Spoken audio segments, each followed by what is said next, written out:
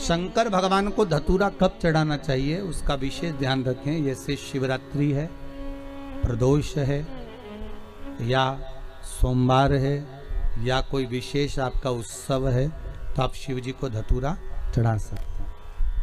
या विशेष कोई बीमारी ऐसी लग गई है, या विशेष कोई तकलीफ ऐसी हो गई है जिसका निवारण नहीं हो रहा, तो आप धतूरा चढ़ा सकते। धतूरा चढ़ाने का भी एक क्रम है। हल्दी में भिगोकर धतूरा चढ़ाया जाता है लक्ष्मी के लिए। चंदन में भिगोकर धतूरा चढ़ाया जाता है आयु की वृद्धि के लिए। अबीर, अबीर एक सफेद कलर का बॉर्डर होता है। अबीर गुलाल जो होती है, गुलाल में अबीर डलता है, चमकदार, आपने देखा होगा अबीर। तो अबीर में धतूरा जो डुबो कर चढ़ाया जाता है, अबीर को लगाकर चढ़ाया जाता है, वो रोग मुक्ति का होता है। काय के लिए होता है वो? रोग मुक्ति, रोग की मुक्ति। धतूरे का भी एक स्मरण होता है महाराज। बहुत भारी रोग है, बीमारी लग गई है, डॉक्टर अपना काम कर रहे हैं, घर का व्यक्ति बहुत बीमार हालत में पड़ा हुआ है, तो बेलपत्री के वृक्ष के नीचे भी शिवलिंग का निर्माण कर कर एक धतूरा समर्पित करा जाता है, जिससे रोग से मुक्ति होती है। उसमें ना तो हल्दी लगाई जाती है, ना चंदन लगाया जाता है, ना अबीर लगाया जाता है, केवल धतूरा चढ़ाया जाता है। रोग। शिव पंचायत, पंचायत में कौन कौन होते हैं? शंकर, दुर्गा जी, सूर्य नारायण भगवान, भगवान नारायण और गणेश जी महाराज। बस ये पंचायत। और परिवार में कौन कौन होते हैं? पार्वती, कार्तिकेय, गणेश, शिव, नंदी। ये परिवार। शिव पंचायत में केवल 5। और शायद इसीलिए शिव महापुराण की कथा में जो पंचायत का महत्व कहा गया, उस पंचायत में सूर्य की भागीदारी जो कही गई है कि एक बीता। आपके यहाँ अगर कहीं पर आपने शिवलिंग का दर्शन करा होगा, ये शिवलिंग है, ये जलाधारी है, ये पानी निकलने का स्थान है। यहाँ से जहाँ से पानी नीचे गिर गया और गिरने के बाद जब एक बीते तक जाता है, उस एक बीते पर सूर्य नारायण भगवान का भाग चालू हो जाता है। एक बीते पर।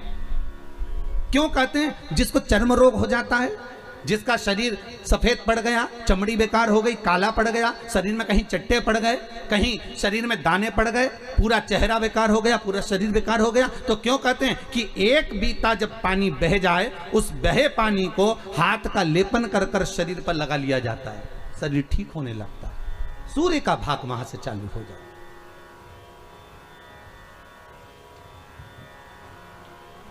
शिव पंचायत का बड़ा महत्व है महाराज जी।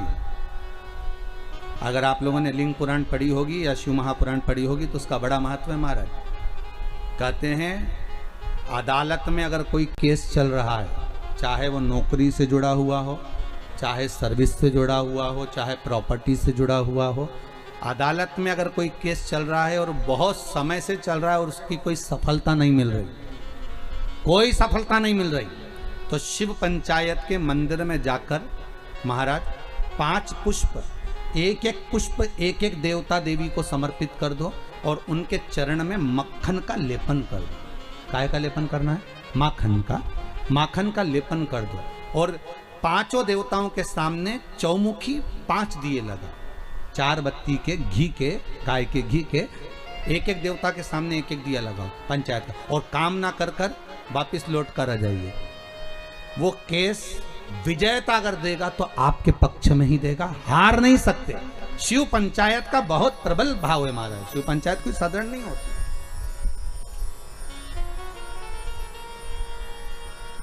कोई लड़का लड़की का विवाह हुआ हो, तलाक हो गया हो, दूसरी बार शादी नहीं हो रही हो, बहुत परेशान हो गए और विवाह नहीं जम रहा हो, तो शिव पंचायत के मंदिर में बैठकर 5 देवताओं पर जल और उस जल में चंदन मिलाकर चढ़ाया जाता है महाराज। केवल 3 प्रदोष चढ़ा देते हैं, चौथी प्रदोष तक तो बाबा कृपा ही कर देता है महाराज। शिव पंचायत का इतना महत्व है। शिव पंचायत कोई साधारण नहीं होती महाराज।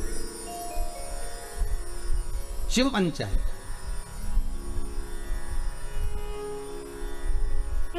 जिसकी कमर का गुरिया खसक गया हो या घुटने की हड्डी खसक गई हो या हाथ पैर कहीं की भी कोई हड्डी खसक गई है महाराज, और डॉक्टर अपना काम कर रहे हैं, गुड़िया नहीं जम रहा, और आपको केवल दवाई से ही अच्छे होना है, तो मूंग, हरी जो मूंग होती है वो शिव पंचायत के मंदिर में कम से कम 5 या 7 दिन तक चढ़ाएं, उसी मूंग को वापस उठा कर लाएं और उसको सुबह सुबह पानी में गलाकर खाना चालू कर दें। माता पार्वती के साथ कुंदकेश्वर का दर्शन कैसा होता है, कुंदकेश्वर महादेव का स्वरूप कैसा होता है, तो आप दर्शन करेंगे। भगवान शिव की जटा बंधी हुई है और सिर पर फूलों से जटा सजी हुई है। कुंडल में भी बाबा के बिच्छू के साथ में पुष्प लटक रहा है, गले में बाबा के रुद्राक्ष के साथ में धतूरे की माला डली हुई है। काय की माला है? धतूरे की। सुंदर आंख के पुष्प से बाबा का श्रृंगार है, फूलों से बाबा सजे हुए हैं, वो कुंदकेश्वर महादेव है। ध्यान देना,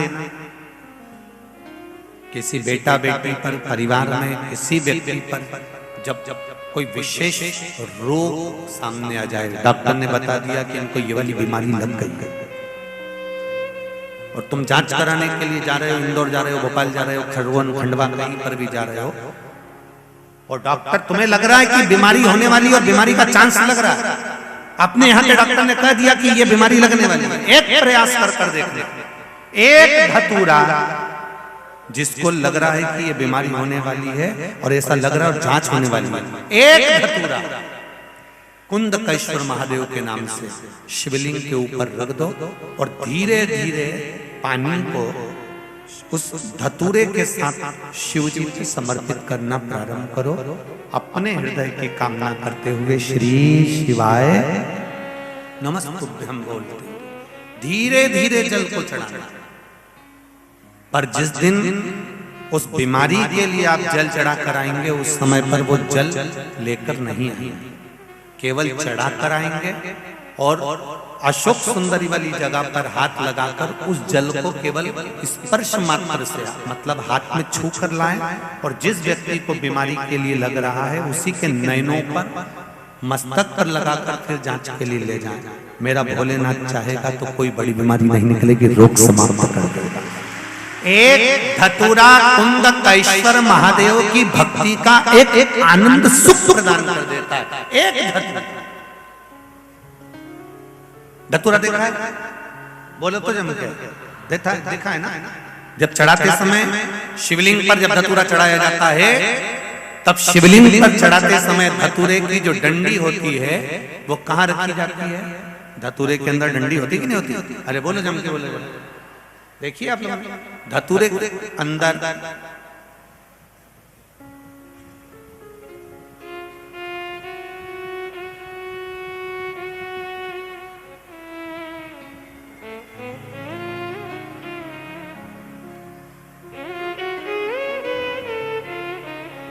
ये धतूरा, ठीक है। अब इसके पीछे आपको एक डंडी नजर आ रही है। जितने लोग चैनल पे देख रहे होंगे उनको भी स्मरण होगा, जितने लोग यहाँ से देख रहे होंगे तो एलईडी पर जितनी भी एलसीडी लगी है इन पर आप दर्शन कर रहे होंगे। ये जो डंडी,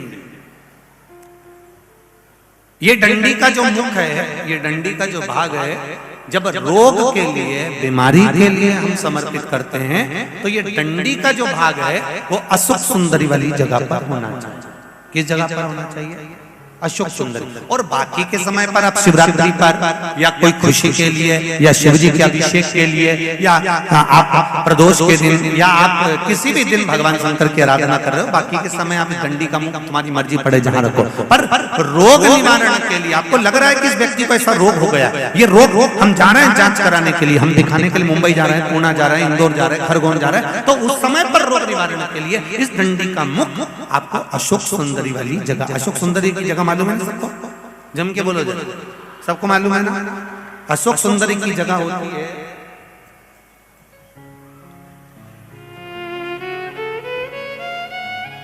जैसे ये जलाधारी है गोल और यहां से पानी नीचे बह रहा है, उस पर जो शिवलिंग रखा हुआ है, ये शिवलिंग के सामने एक मोटी सी लाइन होती है जहां से पानी नीचे गिरता है, उसमें राइट में गणेश, लेफ्ट में कार्तिकेय, बीच में अशोक सुंदरी की एक मोटी सी लाइन, प्रत्येक जितनी भी जलाधारी होगी सब में होगी, सब यहाँ मोटी सी लाइन होगी, वो अशोक सुंदरी का स्थान है। तो ये जो डंडी का मुख होता है शिवलिंग के ऊपर, आप जब धीरे से रखते हैं तो डंडी का मुख उसका अशोक सुंदरी की ओर होना चाहिए।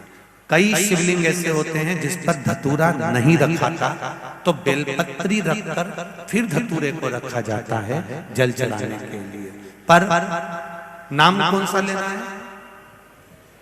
जम के बोलो जरा। कुंदकेश्वर। कौन से महादेव? ये रोग के निवारण भगवान शिव।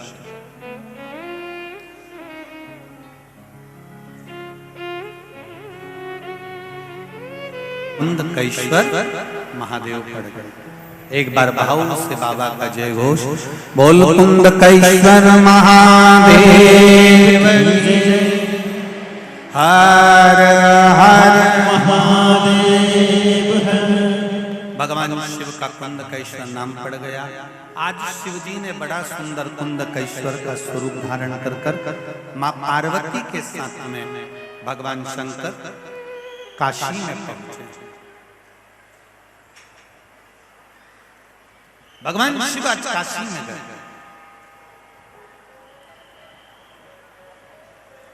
और कुंदकेश्वर का स्वरूप धारण कर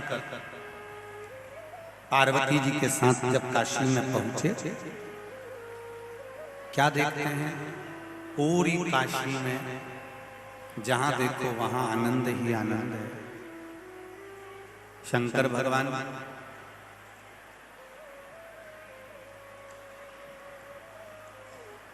काशी के अंदर आज विराज रहे थे, पार्वती जी के साथ में कुंदकेश्वर बनकर दर्शन किया। भगवान विष्णु माता लक्ष्मी जी के साथ, भगवान नारायण माता लक्ष्मी जी के साथ काशी के मणिकर्णिका के घाट पर भगवान विष्णु आज गंगा जी की बालू रेत का शिवलिंग बनाकर शिव जी की पूजन कर रहे हैं।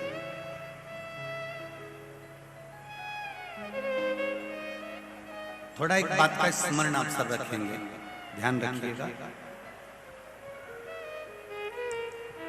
साल भर में वैसे तो हम भी प्रयास करते हैं कि साल में एक बार कम से कम आप लोग पार्थिव शिवलिंग का निर्माण अवश्य करें। वैसे तो हम लोग भी ध्यान रखते हैं, कई बार ऑनलाइन शिवलिंग का निर्माण करवाते हैं जिससे पूजन कर सकें और पार्थिव शिवलिंग घर में बन सके। पर यहाँ शिव महापुराण की कथा कर रही है कि भगवान विष्णु मणिकर्णिका के घाट पर गंगा की बालू रेत का पार्थिव शिवलिंग का निर्माण कर रहे हैं।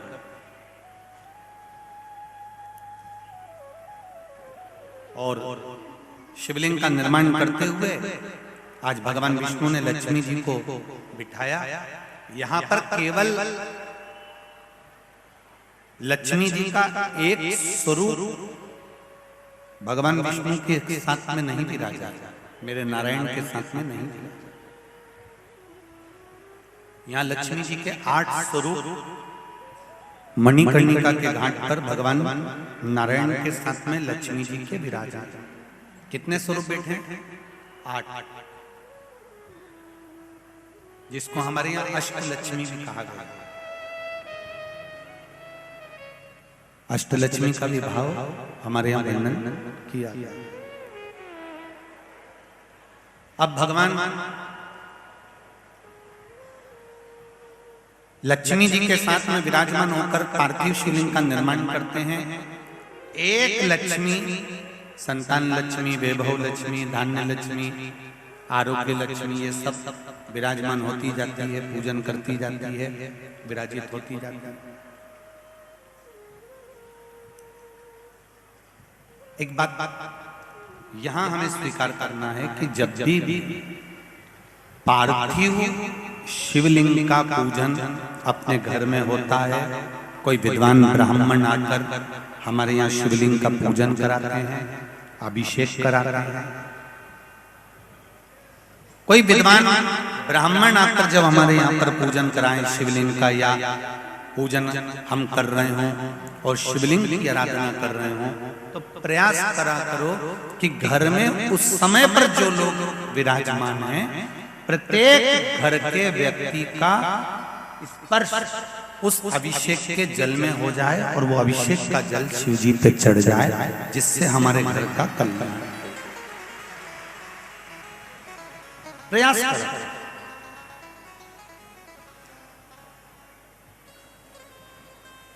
मेरे भगवान विष्णु ने लक्ष्मी का स्वरूप एक ही है, लक्ष्मी एक ही है, पर अष्ट लक्ष्मियों को वहां पर विराजमान करा कि प्रत्येक लक्ष्मी के हाथ से शिव की आराधना। जब आपके यहाँ भी पार्थिव शिवलिंग का निर्माण हो, कोई ब्राह्मण जन पूजन कराने आए या ब्राह्मण ना आए और आप लोग ही शिवलिंग का अगर पूजन कर रहे हो, अभिषेक कर रहे हो, पार्थिव शिवलिंग बना रहे हो, पूजन कर रहे हो, तो घर के हाँ कोई रजो धर्म में है तो उसका स्पर्श भले मत कर लो, कोई रजो धर्म में है या कोई गलत जगह से आया है तो उसका स्पर्श, परंतु बाकी के लोग जो अपने घर में जो शिव जी पर एक लोटा जल चढ़ रहा है उस पर स्पर्श होकर फिर पार्थिव शिवलिंग का पूजन। सावन के महीने में शंकर जी के मंदिरों में शिवलिंग का अभिषेक होता है, आप लोग करें? सभी मंदिरों में होता है। मां पंडित जी आसपास में, शंकर जी के आसपास में जितने लोग बैठ जाते हैं, उसके बाद जो पीछे बैठे रहते हैं उसके लिए क्या करते हैं पंडित जी? जो वो जलाधारी है, जो पानी जिसमें से गिरता रहता है लगातार, जो श्रृंगी होती है, जलाधारी होती है, उसमें एक कलेवा, नाड़ा, मौली बांधकर पीछे तक दे देते हैं। बोलो सही है कि गलत? पीछे तक दे दिया उन्होंने, कलेवा बांधकर पीछे तक दे दी उन्होंने मौली बांधकर, और क्या कहा, इस कलेवे को, इस नाड़े को, इस मौली को पकड़ लो, अभिषेक करने वाला अभिषेक कर रहा है, और आप इस मौली का, इस कलेवे का स्पर्श करे हुए हो तो उसके स्पर्श से क्या लाभ मिलेगा? तो शिव पुराण कहती है कि शंकर जी पे चढ़ने वाले जल का मात्र परिवार का व्यक्ति अगर स्पर्श ही कर लेता है तो चढ़ा हुआ जल का भाग से उसके जीवन में अगर कहीं दुख या तकलीफ आ रही होती है तो वो क्षण भर में समाप्त हो जाती है, मात्र स्पर्श।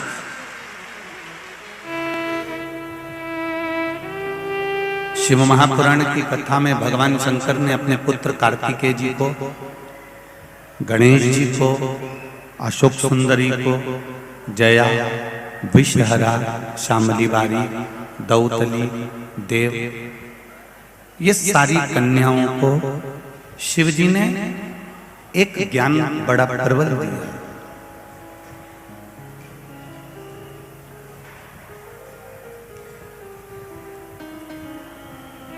भगवान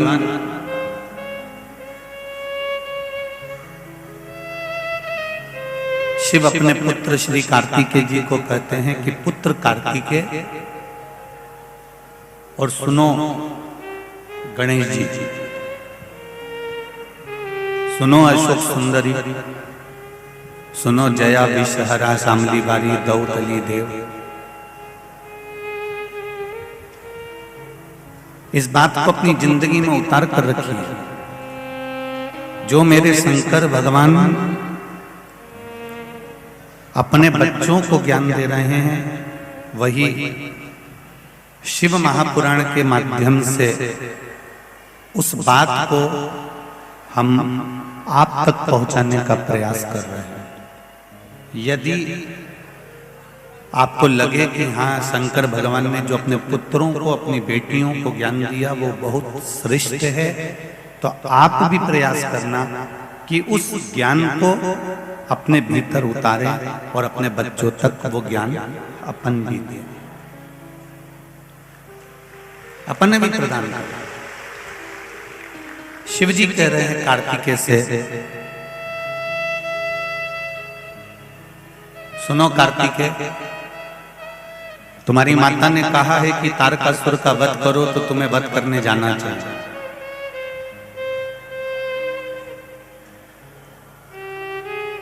युवानी की अवस्था रहे बचपन की अवस्था रहे और तुम्हारे माता पिता या कोई भी घर का व्यक्ति अगर कोई काम बता दे तो कभी उस काम को टालना नहीं, दौड़कर उस काम को कर आना। ये शिव पुराण है।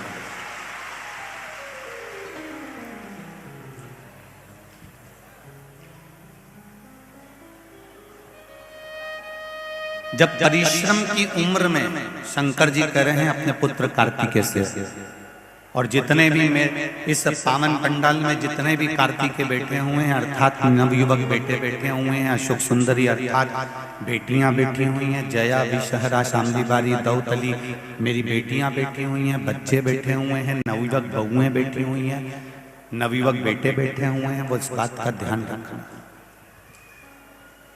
परिश्रम की उम्र में शंकर भगवान कहते हैं कभी आराम मत करो। काय की उम्र में? जम के बोलो जरा। परिश्रम की उम्र में, परिश्रम की उम्र में शिव कह रहे हैं कि कभी आराम मत करो। जो परिश्रम की उम्र में आराम करता है वो आराम करने की उम्र में भी परिश्रम करना पड़ता है।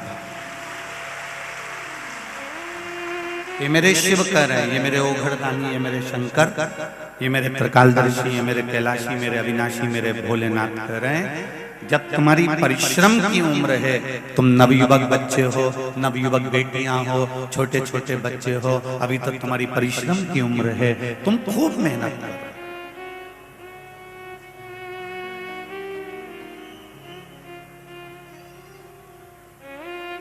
अभी तुम्हारी आराम करने की उम्र नहीं है।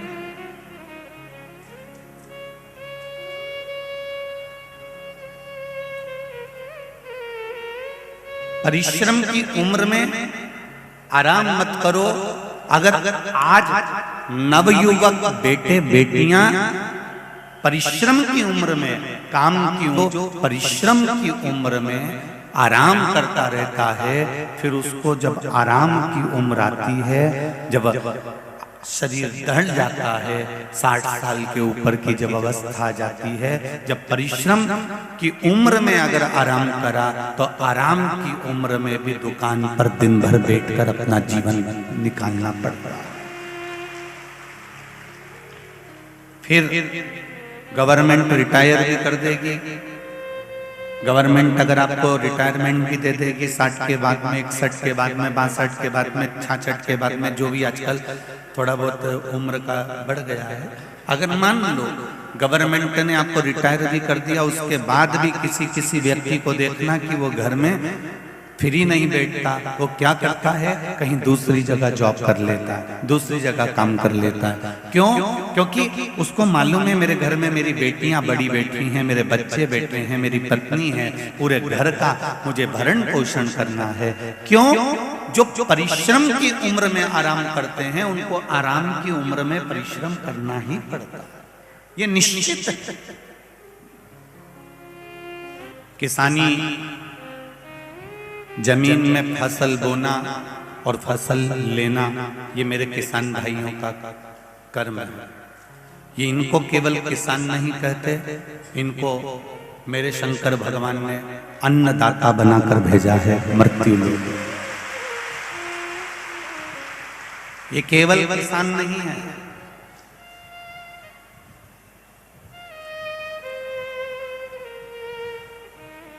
आप भोजन की थाली में एक पूड़ी छोड़ देते हो, पोया छोड़ देते हो, सब्जी छोड़ देते हो।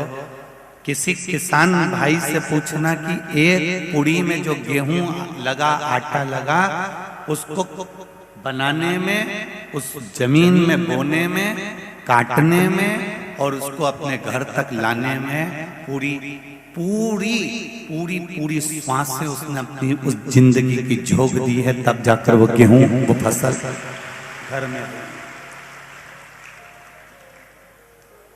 मेरे शंकर भगवान ने एक एक किसान को अन्नदाता बनाकर भेजा है कि तुम अन्नदाता रहोगे, संसार के लोगों का भरण पोषण तुमको करना।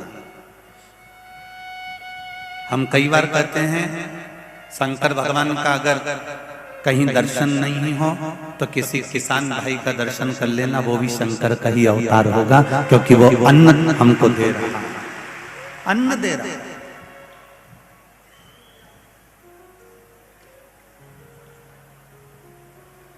कितनी मेहनत करता है, परिश्रम की उम्र है, किसान आराम नहीं करता।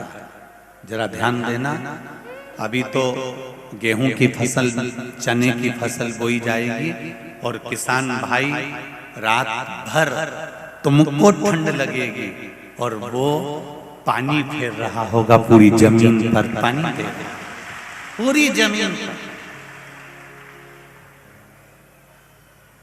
आधी रात को टॉर्च लेकर निकल जाता है, आधी रात को खटिया डालकर, पलंग डालकर जमीन पर सोता रहता है। लाइट आएगी, मैं पानी दूंगा, फिर सुबह लाइट चली जाएगी, तब उसको घर का दूसरा काम भी करना है।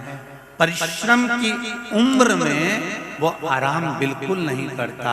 इसलिए जब किसान भाई का आराम करने का जब समय आता है तो तुम देखना, एक नौकरी करने वाला व्यक्ति दूसरी नौकरी ढूंढ लेता है रिटायरमेंट होने के बाद, रिटायर होने के बाद। पर किसान भाई कभी रिटायर नहीं होता, वो आराम की उम्र में भी विश्राम करता है, उसको श्रम नहीं करना पड़ता।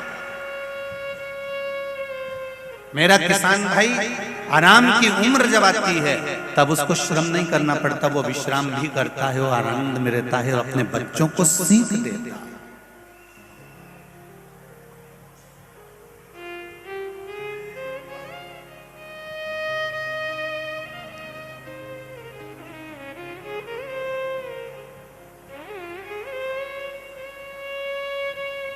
ये किसान को एक बार हमने कहीं कथा में कह दिया था कि किसान को भी शिव का ही रूप मानना चाहिए, तो कई लोगों ने उसके लिए भी कहा आपने किसान को शंकर का रूप बता दिया, ऐसा क्यों?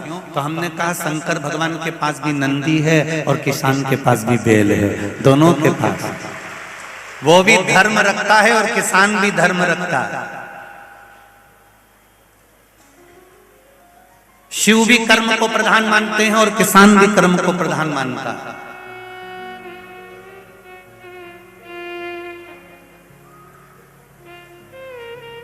शंकर भगवान भी फसल लेते हैं और किसान भी फसल लेता है।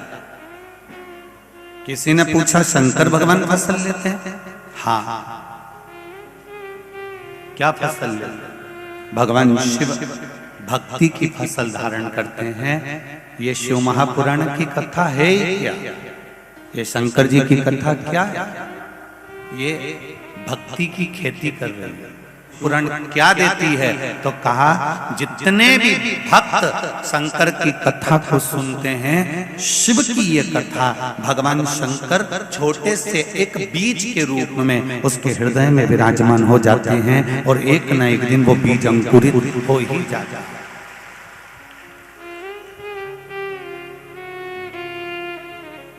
ये मेरा विश्वास करता है, शिव महापुराण की कथा का विश्वास करता है कि अगर आपने एक बार शिव महापुराण की कथा सुनी है तो ये विश्वास करता है कि बीज, भक्ति का बीज मेरे शंकर भगवान ने तुम्हारे भीतर दे दिया, इसलिए तुमने शिव पुराण की कथा सुनी है और ये बीज अंकुरित जरूर होगा। अर्थात एक न एक दिन तुम शंकर के मंदिर एक लोटा जल चढ़ाने जरूर जाओगे, निश्चित। सारी समस्या का हल, जम के बोलो जरा, एक लोटा जल, क्योंकि ये कलयुग नहीं, ये शिव युग है।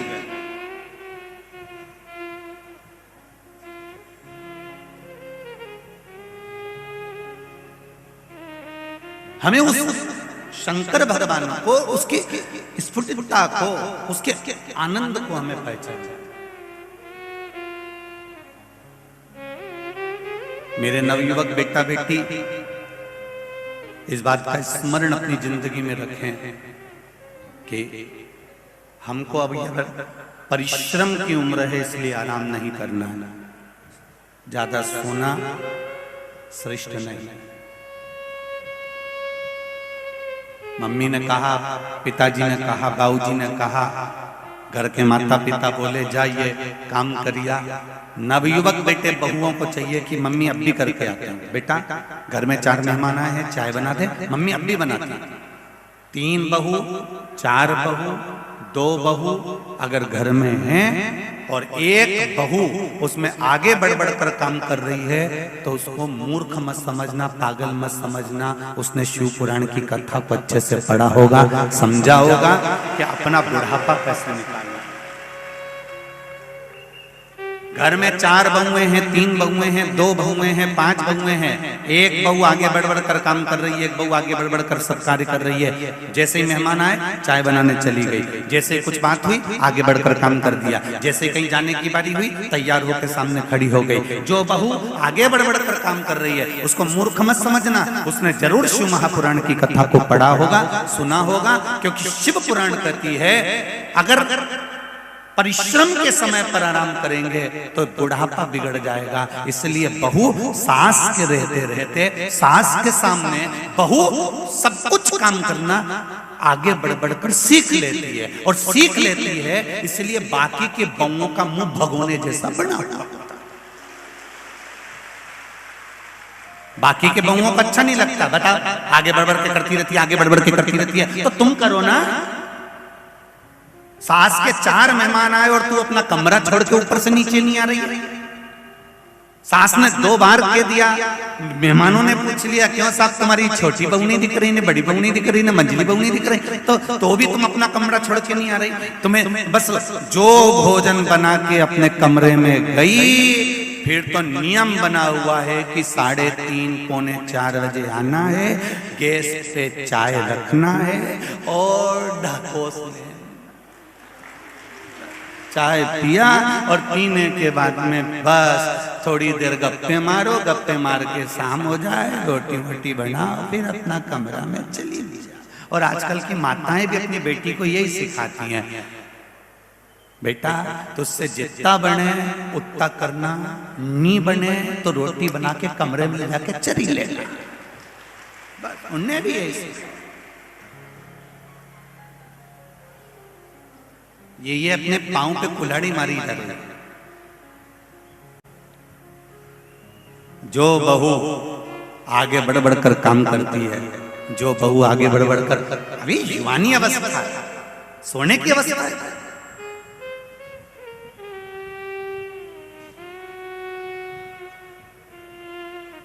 पचपन 60 के लगभग में तुम आओ ना तो फिर दिन में 2-1 घंटे की नींद लेना भले चालू कर लो मंडल।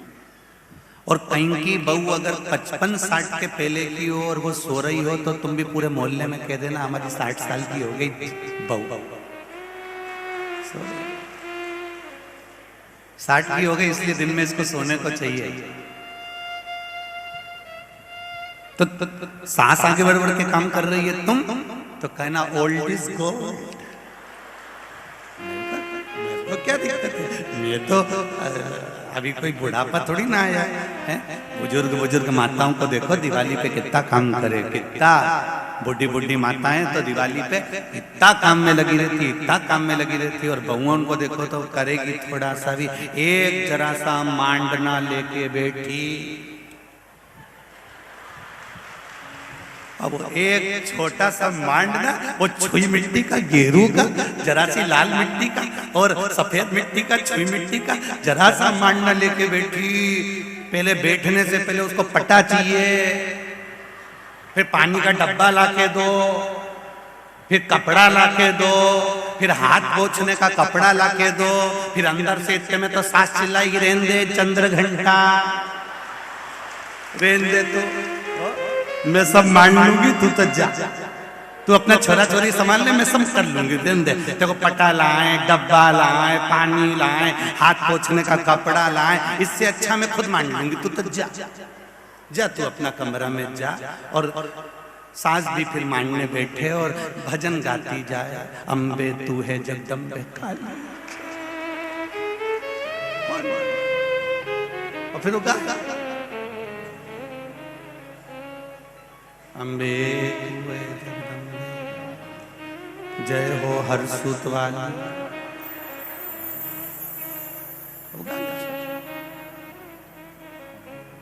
उसको नीची।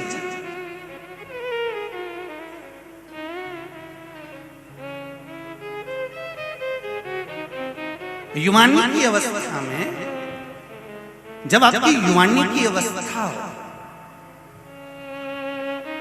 जब आपकी परिश्रम की अवस्था हो, उसमें आराम नहीं चाहिए।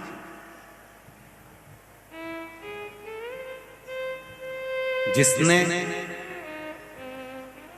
परिश्रम की अवस्था में आराम कर लिया, युवानी की अवस्था में खूब सोया, वो बाद में खूब रोया, खूब रोया। इसलिए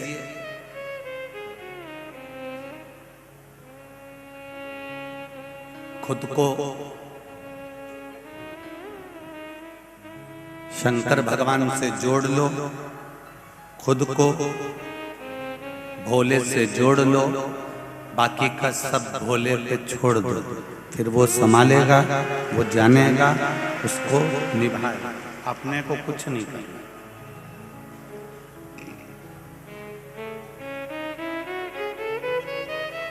आप शिव भक्ति की ओर अग्रणी रहे। पढ़ने वाले बच्चों को चाहिए कि जिस समय विद्या अध्ययन कर रहे हो उस समय पर कोई मोबाइल, किसी भी तरह का कोई क्रम हमारी चित्त वृत्ति में नहीं आना चाहिए। हमको मेहनत करना है। शंकर भगवान ने कर्म को प्रधान माना है, भगवान कृष्ण ने कर्म को प्रधान माना है।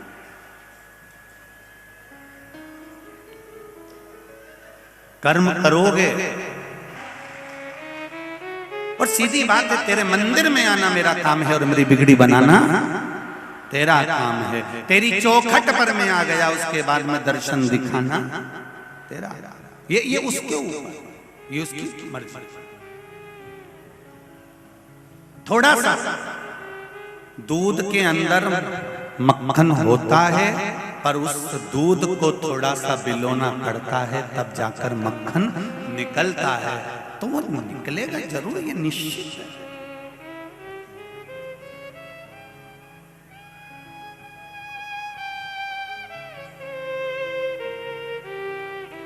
उसकी निश्चितता। शिव जी को पाने के लिए कोई प्रपंच नहीं चाहिए, भगवान को पाने के लिए कोई वस्त्र बदलने की जरूरत भी नहीं पड़ती। कई लोग कहते हैं शंकर जी की आराधना करें, पूजन करें तो कौन से कलर के कपड़े पहने। हम पहले भी कथा में कहे, आज फिर कहते हैं, शिव जी को पाने के लिए कपड़ा बदलने की जरूरत नहीं होती। शिव जी को पाने के लिए मात्र कलेजा बदलने की जरूरत होती है। शिव जी निर्गुण भोला है मेरा शंकर, एकदम भोला, उसको कुछ भी नहीं चाहिए। वो तो ये भी नहीं जानता कि तुमने क्या मंत्र बोला, क्या साधना करी। उसको तो केवल तुम्हारे एक लोटे जल से मतलब है कि आपने एक लोटा जल। और हम कई लोग कहते हैं तुमने ये नया नियम ला के रख दिया कि एक लोटा जल सारी समस्या का हल। तो ये जल का महत्व इतना कैसे हो गया? तो शिव पुराण में उठाकर देख लो, शिवरात्रि की कथा शिव महापुराण में लिखी हुई है। अगर आपके पास में शिव पुराण नहीं हो तो पढ़ लेना, मोबाइल पे सर्च कर लेना। शिवरात्रि की कथा शिव पुराण में लिखी है। उसमें लिखा है, एक भील अपने बच्चों के पेट भरने के लिए वन में एक पेड़ के ऊपर चढ़ जाता है। पेड़ पर चढ़कर बैठा, साथ में पानी ले जाता है। रात भर बैठूंगा, किसी हिरण को मारूंगा, मारकर बच्चों के लिए भोजन लेकर जाऊंगा। रात भर पेड़ पर चढ़ा हुआ था, उसको नहीं मालूम कि नीचे शिवलिंग है और ये पेड़ बेलपत्री का है। वो तो चढ़कर बैठ गया। रात भर हिरण को ताकता है, पेड़ हिलता है। हिलते से ही पानी की जो छाजल थी, छाजल जानते हो, बोतल नहीं, पहले पुरातन समय में कपड़े की, अच्छे कपड़े की बनी हुई थी थैली, उसमें मुंह बना होता छाजल। छाजल टंगी है, ये हिलता है, छाजल हिलती है, उसमें से एक बूंद पानी नीचे टपकता है। पेड़ की पत्तियां गिरती हैं, नीचे शिवलिंग पर जाती है। शिवलिंग पर पूरी रात पानी टपकता रहा, बेलपत्र गिरती रही। सुबह ब्रह्म मुहूर्त में मेरे शंकर भगवान प्रकट हो गए। तूने मेरी रात भर सेवा की, रात भर सेवा की। तूने मेरी रात भर सेवा करी, मांग तुझे क्या चाहिए। इतने में वो भील कहता है मैंने सेवा नहीं करी, मैं तो हिरण को मारने के लिए आया था, मुझे नहीं मालूम कि तू हिरण मारने आया है कि मुझे जल चढ़ाने आया। पूरी रात मेरे ऊपर बूंद बूंद जल टपकता रहा, इसलिए मैं प्रसन्न हो गया। शिव जी ने जब भील से कहा तो भील ने हाथ जोड़कर कहा, यदि आप एक बूंद जल से मेरे ऊपर कृपा कर सकते हो, मैं मांसाहार करने वाला, गलत काम करने वाला, हिरण को मारने वाला, मृगा करने वाले व्यक्ति पर यदि आप कृपा कर सकते हो, तो भील कहता है हे भोलेनाथ ऐसी कृपा जरूर करना, जो एक लोटा जल आपके मंदिर में आकर चढ़ाए उसका भंडार जिंदगी में भर दे। ये वो भील ने मांगा आपके हित के लिए।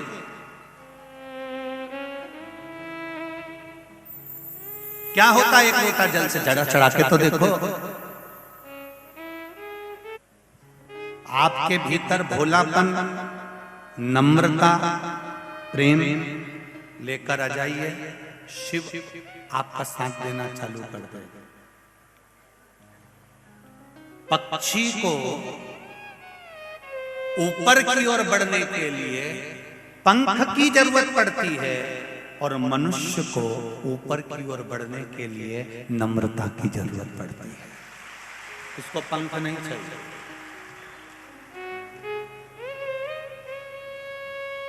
आप दिल से नम्र बन जाइए। किसने क्या कहा, किसने क्या बोला, किसने कितनी गाली दी, किसने कितनी उंगली उठाई, अपने को उससे मतलब, इस दिल से नम्र बनो। आप पक्षी पंख से ऊपर बढ़ता है, आप अपनी नम्रता से ऊपर बढ़ते चले जाइए। बढ़ो।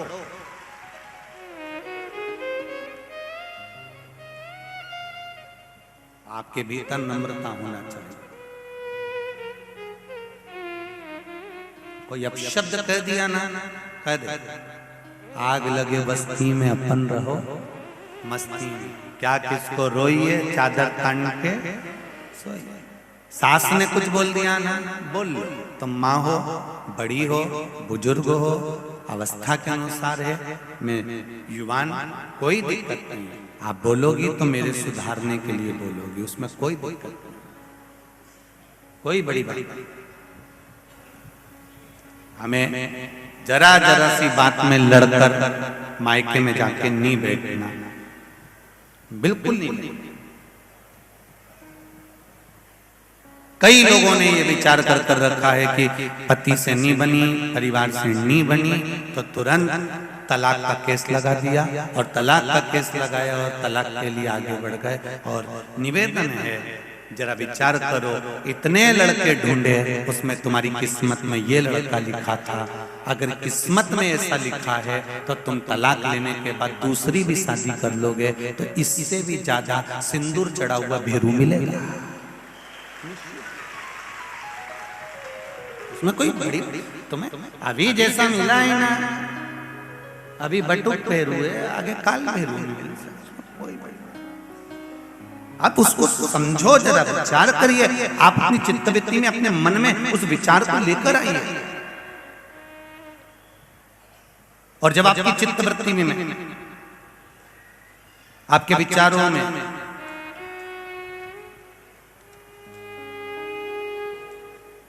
जब ये भाव निश्चित हो जाएगा, तो कई अदालत में जितने भी तलाक के केस चल रहे हैं, धीरे धीरे धीरे धीरे वापस ले लिए जाएंगे। ये निश्चित।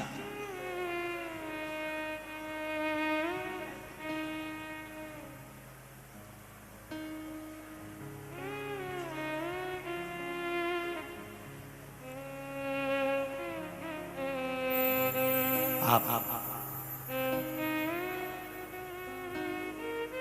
कितना भी दुख है जीवन में है, ऐसा कोई माता के गर्भ से नहीं जन्मा जिसके जीवन में दुख नहीं है।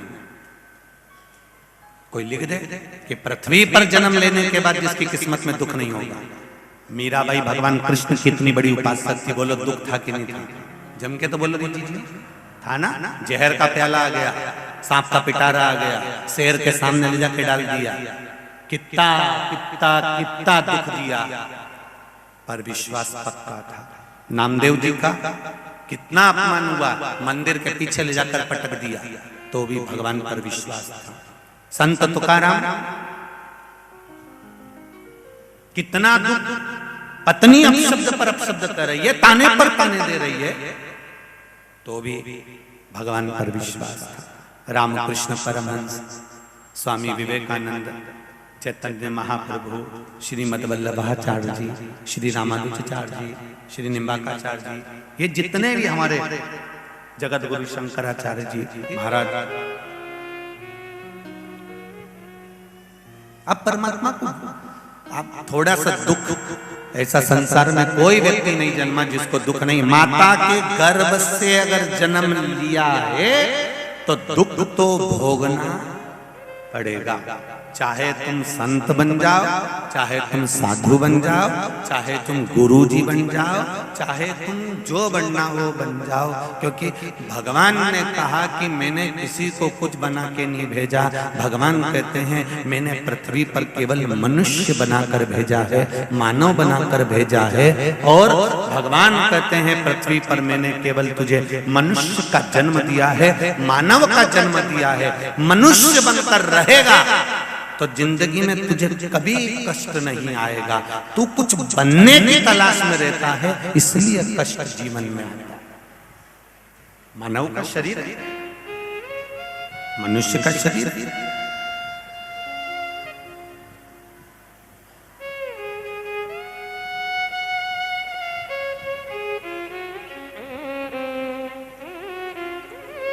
ये मानव का शरीर कोई साधारण नहीं है।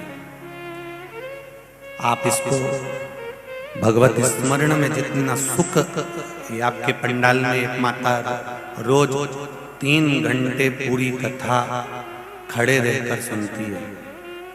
एक बार उनके लिए जोरदार ताली बजाएं। पूरी 7 दिन हो गए उसको एक स्थान पर बस आसन वहां पर लगाया है जिस पे खड़ी रहती है और कथा सुनती रहती है। अब तपस्वी तप करता है, साधना वाला साधना करता है। लोग कहते हैं कि कुंभ के मेले में संतों का दर्शन होता है, लोग कहते हैं कुंभ के मेले में साधुओं का दर्शन होता है, लोग कहते हैं कुंभ के मेले में साधु और सन्यासी और तपस्वियों का दर्शन होता है। शिव महापुराण की कथा कहती है कभी शिव महापुराण की कथा के पंडाल में जाकर दर्शन करना, यहाँ सारे संत साधु सन्यासी तपस्वी साधक उपासक भक्तों का दर्शन। भीकनवन गांव वालों के किस्मत में था, इसलिए भीकन गांव की किस्मत में था, इसलिए ये रोज प्रतिदिन रात्रि के समय पर आकर, आपको हमने पहले भी कहा कि कोई वंचित रह गया हो तो रात के समय आकर इन साधु सन्यासी तपस्वी साधक उपासक जरा अपना घर छोड़कर, अपना द्वार छोड़कर, बच्चों को छोड़कर रात रात भर केवल दरी पर पड़े हुए हैं और स्नान करा, भोजन करा। और भगवान भगवत कथा में उद्धव जी महाराज ने भगवान कृष्ण से कहा, कृष्ण तू ब्रज की गोपियों को छोड़कर क्यों मथुरा आ गया रे, क्यों आया है, क्यों द्वारका आ गया रे? ब्रज की गोपियां साधारण नहीं हैं कृष्ण, ये गोपियां तेरे लिए जीती हैं, दिन रात तेरी भक्ति में डूबी रहती हैं और तू द्वारका में पड़ा हुआ है। कृष्ण कहते हैं कि मैं द्वारका में जरूर रह रहा हूँ पर मेरे चित्त वृत्ति में वही गोपियां समाई हैं। उद्धव जी कहते हैं वो गोपियां नहीं, ब्रज की संत हैं, साधु हैं, सन्यासी हैं, तपस्वी हैं, साधक हैं, जो इतने इतने घंटों तक तेरी साधना में लगे। तब उद्धव जी ने कहा, तब उद्धव जी का एक शब्द आप लोगों ने भी सुना हो, जो असल में है मस्ती में डूबे उन्हें क्या परवाह जिंदगी। उद्धव जी का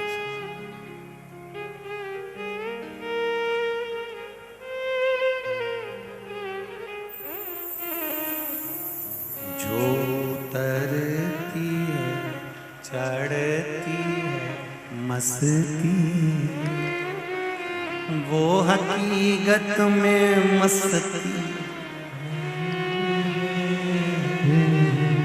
जो उतरती चढ़ती है मस्ती, वो हकीकत में मस्ती। ये तो प्रेम की बात है उद्धव, ये तो प्रेम की बात बात है बूझो, बंदगी तेरे बस की नहीं है। ये तो प्रेम की बात है बूझो, बंदगी तेरे बस की नहीं है। यहाँ दम दम में होती है पूजा, यहाँ दम दम में होती है पूजा, यहाँ दम दम में होती है पूजा, यहाँ दम दम में होती है पूजा। सर झुकाने की फुर्सत नहीं है, यहाँ दम दम में होती है पूजा, सर झुकाने की फुर्सत नहीं है। ये तो प्रेम की बात है बूझो, ये तो प्रेम की बात है बूझो, बंदगी तेरे बस की नहीं है, बंदगी तेरे बस की नहीं है।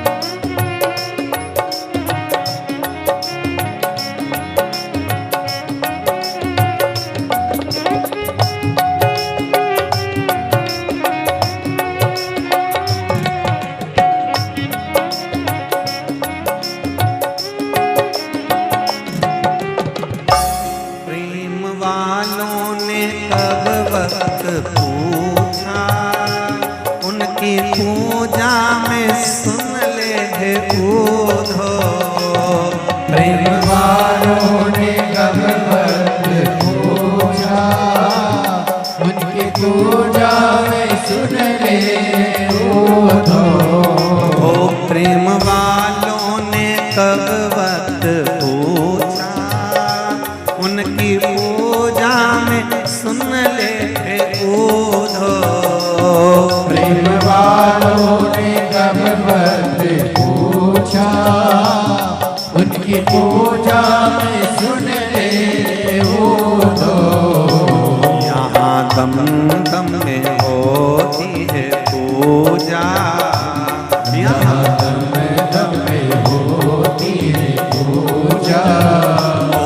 सर झुकाने की फुर्सत नहीं है। ये तो प्रेम की बात है उद्धव, बंदगी तेरे बस की नहीं है।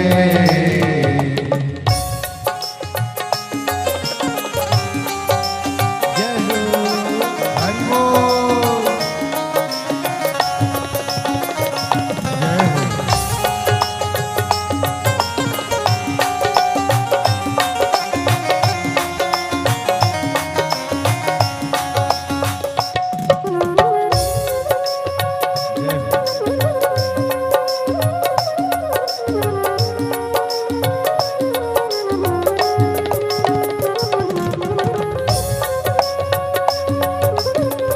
जय हो।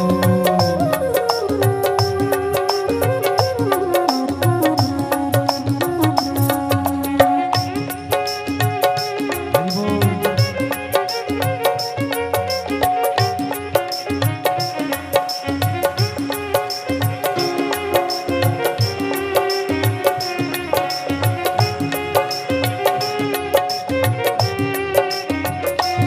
राधे राधे। जय हो।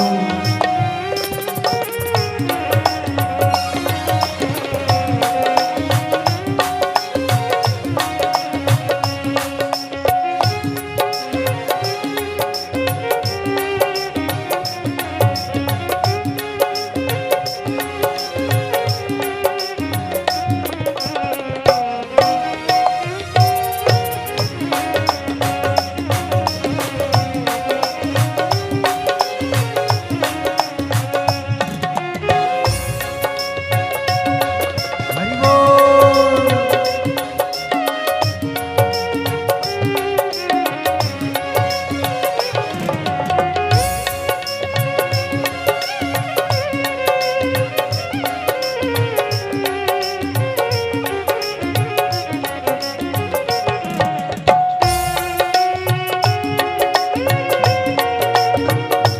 जय हो।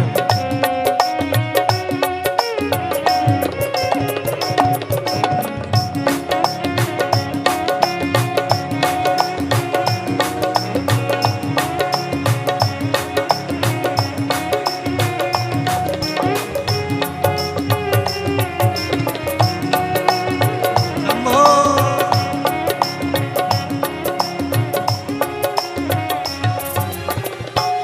प्रेम वालों ने कब वक्त पूछा, उनकी पूजा में सुन ले उद्धव।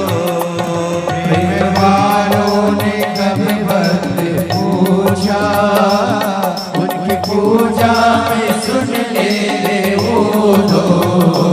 प्रेम वालों ने कब वक्त पूछा, उनकी पूजा में सुन ले उद्धव। प्रेम वालों ने कब वक्त पूछा, उनकी पूजा में सुन ले उद्धव। उतरती है चढ़ती है मस्ती, जो करती है चलती है मस्ती, वो हकीकत में मस्ती नहीं है। जो करती है चलती है मस्ती, वो हकीकत में मस्ती नहीं है। ये तो प्रेम की बात है उद्धव। ये तो प्रेम की बात है उद्धव। वो बंदगी तेरे बस की नहीं है।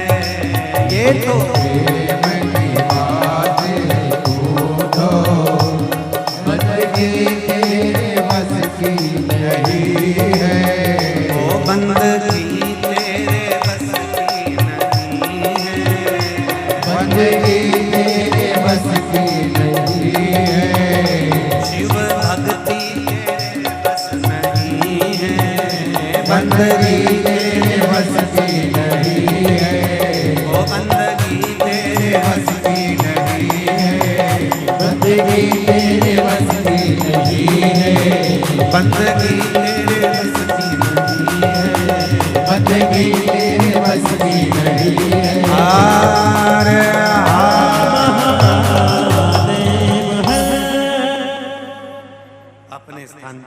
आज बैकुंठ चतुर्दशी का दिन दिल से बाबा देवाधिदेव महादेव से प्रार्थना करिए।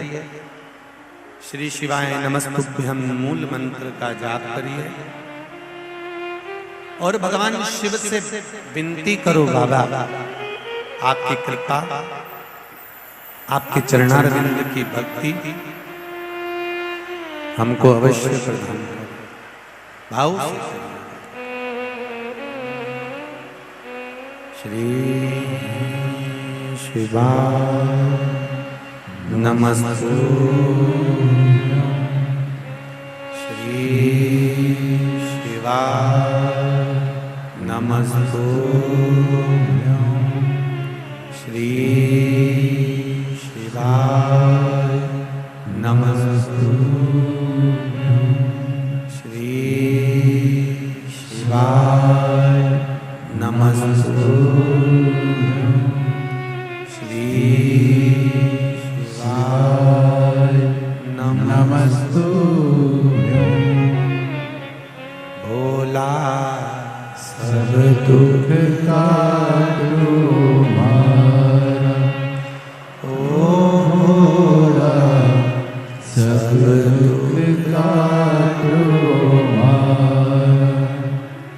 शिव शंकर जपूं तेरी माला, भोले बाबा जपूं तेरी माला। भोला सब दुख काटो मारा, ओ भोला सब दुख काटो मारा। वैश्य मंगल मंगलकारी, वैश्य मंगल मंगलकारी।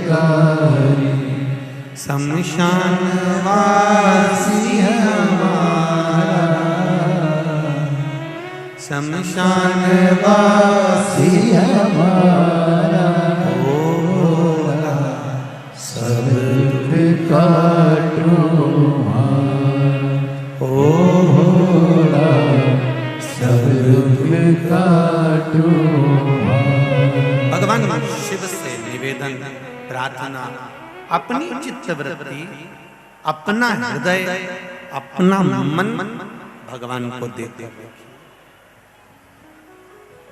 आप जब अपना चित्त, अपनी वृत्ति, अपना मन भगवान को देकर रखोगे, ये निश्चित है वो श्रवण करेगा, देगा। अकाल मृत्यु को मरे जो काम करे चंडाल, काल उसका क्या बिगाड़े जो भक्त हो महाकाल। जो शिव की आराधना करने वाला होता है, शंकर की आराधना करने वाला होता है, उसके सम्मुख में अगर काल भी आकर खड़ा हो जाता है तो फिर वो शिव कहीं ना कहीं उसको बचाकर निकाल कर ले जाए।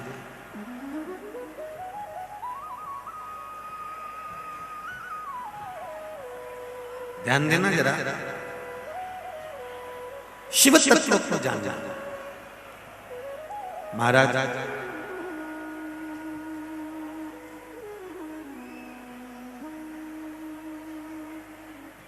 तारकासुर के प्राण छूट गए थे। तारकासुर, विदुमाली, कमलाक्ष जी भी चले गए थे। अगला वर्णन जो आया है अंधकासुर का। शिवजी के नेत्र से एक बिंदु नीचे गिर गया और वो बिंदु जो नीचे गिरा उससे एक बालक उत्पन्न हो गया। वो बालक जिसका नाम अंधकासुर हिरण्याक्ष ने रखा। गोदी में माता पार्वती जी ने उसको ले लिया और मातृत्व प्रेम इसी को कहता है। एक माँ का जो वात्सल्य होता है, एक माँ का जो प्रेम होता है, वो होता ही ऐसा।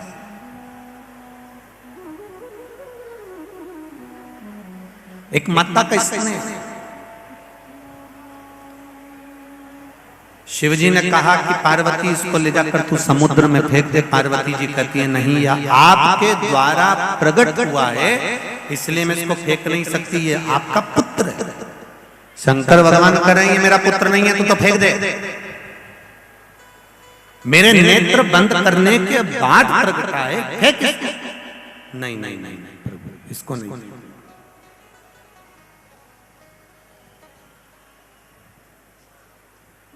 इस कथा से हमको तीन चीजें लेना।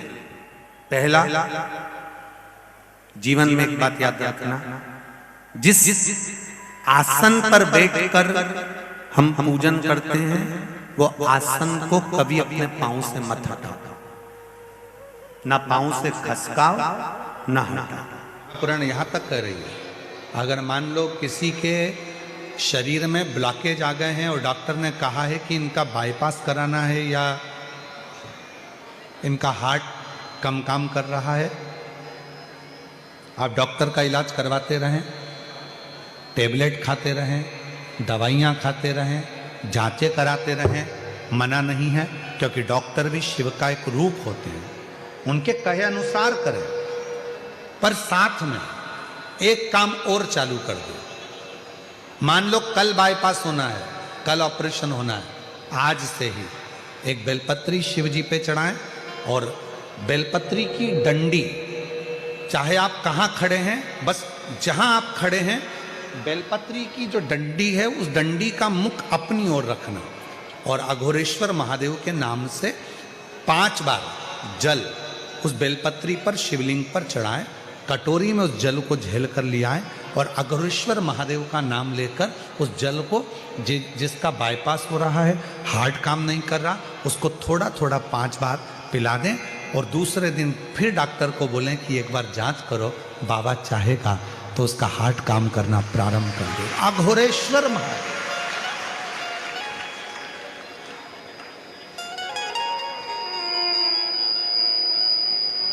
लोग इनको समझ नहीं पाते, लोगों को लगता है कि अघोरी है, अघोर है। अघोर, अघोर का मतलब होता है शांति, अघोर का मतलब होता है शीतलता, अघोर का मतलब होता है विपदा को हरने वाला, अघोर का मतलब होता है जो तुम्हारे भीतर जो भी आपके जीवन में सुख आने में जो दुख दिए जा रहे हैं, आपकी सुख की जो मार्ग हैं उसमें जो तकलीफें आकर खड़ी हो रही है, उस मार्ग को क्लियर करना, उस मार्ग को साफ करना। तो हमारे शरीर में भी जो मार्ग है, नलियां हैं वो चौक हो रही हैं, उसमें कोई अड़चन आती है तो अघोरेश्वर महादेव का नाम लेकर जल चढ़ाकर 5 बार, या सीहोर का रुद्राक्ष हो, वो भी 5 मुखी ज्यादा होता है, सीहोर का रुद्राक्ष, तो वो अगर है तो उसको भी पानी में गलाकर शिव जी को चढ़ाकर उसका भी जल पिलाएं तो अघोरेश्वर महादेव का स्मरण सुख दे। अघोरेश्वर। और ध्यान दें, बड़ी सुंदर बात है, कई लड़के हैं, कई लड़कियां हैं, कई बेटा हैं, कई बेटियां हैं, कहती हैं हमने एग्जाम दिया पर हमारा एग्जाम, हमारी नौकरी नहीं लग रही है, हमारी नौकरी नहीं लग रही है, हमारी नौकरी नहीं लग रही है। तो मेहनत को 4 गुना बढ़ा, अभी तक जितनी पढ़ाई करते थे उसको 4 गुना बढ़ाओ, अभी तक जितना परिश्रम करते थे उसको 4 गुना बढ़ाओ और फिर एग्जाम के लिए बैठो। तो मेरा निवेदन है,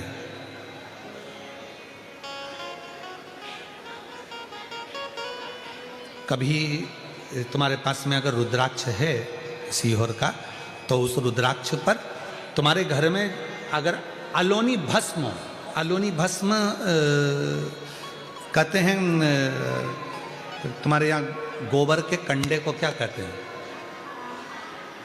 गोबरी है, छाड़, छाड़,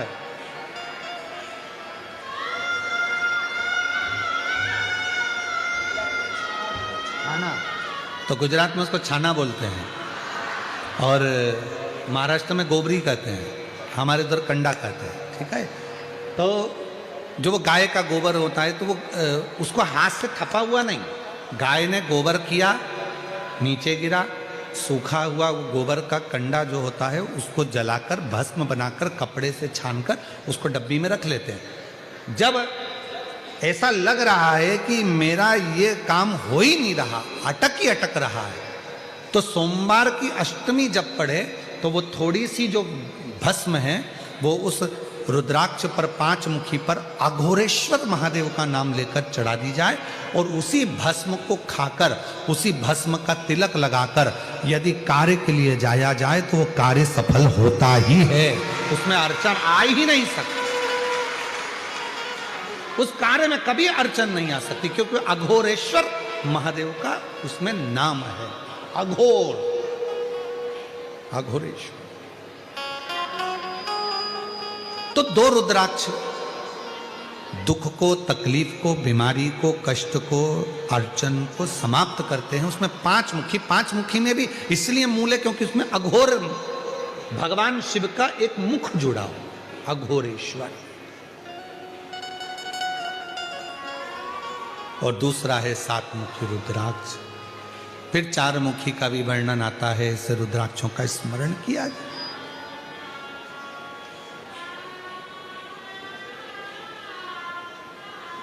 और यही पंचमुखी रुद्राक्ष का वर्णन एक और आता है महाराज। डॉक्टर ने कहा कि कमर का गुरिया चले गया है और वो गुरिया खसक गया है, या घुटने का ग्रीस खत्म हो गया है, या घुटने में गैप आ गया है, या कमर में गैप आ गया है, और व्यक्ति को लगे कि मैं बैठ नहीं पा रही हूँ, जमीन पर नहीं बैठ सकती, डॉक्टर कह रहा है कि कुर्सी पर बैठना पड़ेगा, नीचे नहीं काम कर सकती, नीचे नहीं बैठ सकती, गुरिया चले गया है, डॉक्टर का इलाज करवाओ, डॉक्टर को दिखाओ, जांचें कराओ, जो बोले वो करो। साथ में एक काम और करो, अशोक सुंदरी वाली जगह पर, सेनाई शांति रखो, अशोक सुंदरी वाली जगह पर रुद्राक्ष को रखें।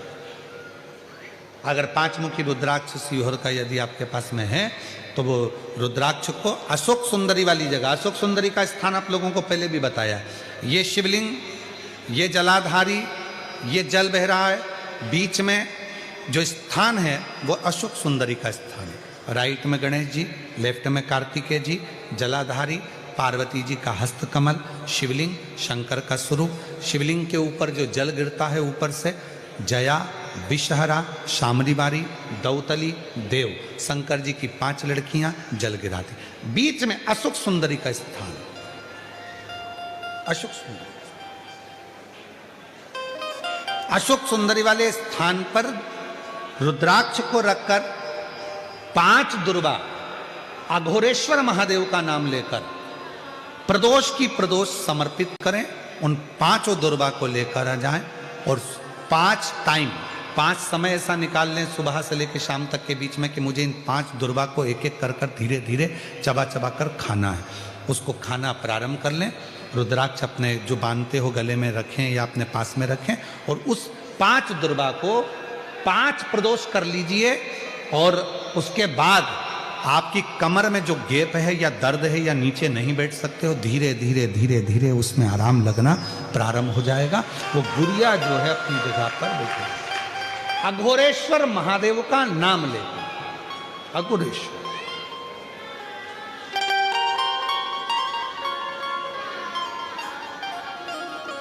और मैंने तेरे ही भरोसे बाबा, तेरे ही भरोसे हवा बीच उड़ती जावागी बाबा, डोर तो छड़ीना में कटी जावागी, भोले मैं तेरी पतंग, शंभू मैं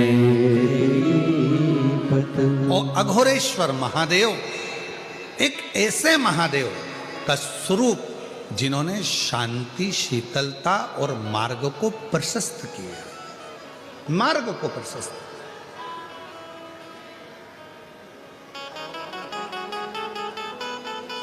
लक्ष्य तक भेजने वाले, मंजिल तक पहुंचाने वाले।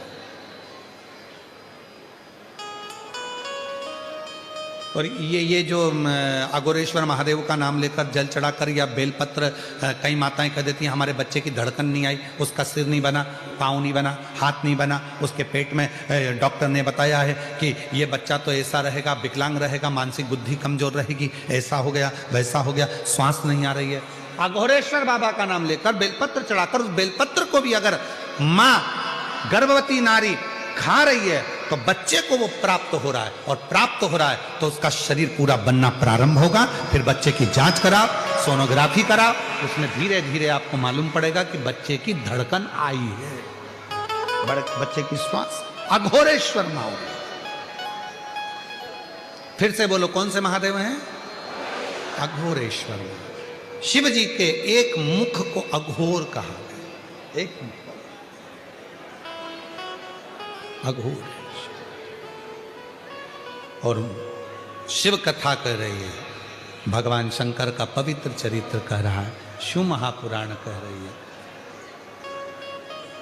2 रुद्राक्षों का स्मरण किया गया जो सुख देने वाले, आनंद देने वाले, अविरल भक्ति देने वाले, राहों को मंजिल तक भेजने वाले।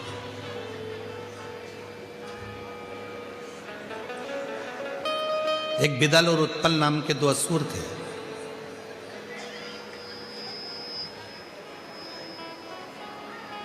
माता पार्वती ने उनको कुंदुक का प्रहार कर कर मारा था, और शिवजी का नाम कुंदकेश्वर महादेव।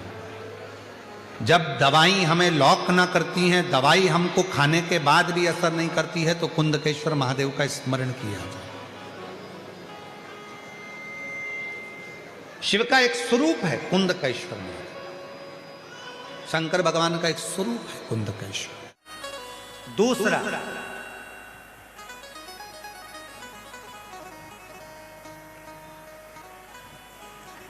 घर से एक लोटा जल अगर पानी का लेकर जा रहे हो शिव जी को चढ़ाने के लिए, तो मंदिर से आते समय वो कलश, वो लोटा खाली नहीं होना चाहिए। मंदिर का, शिव जी का चढ़ा हुआ जल, थोड़ा सा जल उस लोटे के अंदर, उस कलश में अवश्य होना चाहिए। कारण क्या है? हमारे यहाँ पर हमारे बुजुर्ग माता पिता कहते हैं, बुजुर्ग लोग कहते हैं कि सुबह अगर कोई जा रहा है और खाली बर्तन का दर्शन कर लेता है तो बेचारे का दिन अच्छा नहीं जाता।